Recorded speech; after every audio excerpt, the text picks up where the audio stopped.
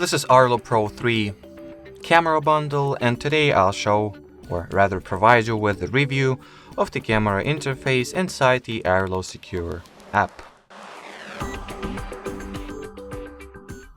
So in this app, the camera interface is pretty simple.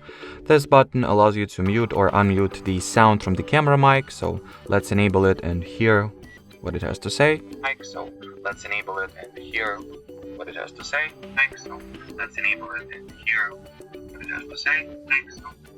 This microphone button obviously allows you to talk into your camera, so let's try.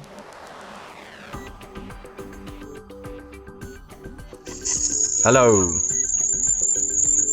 Do you hear me?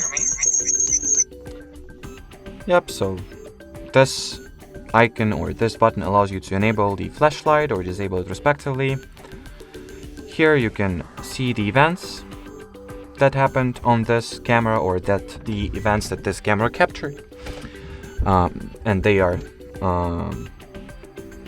conveniently located in the calendar view, so you can check previous days and see what events happened then.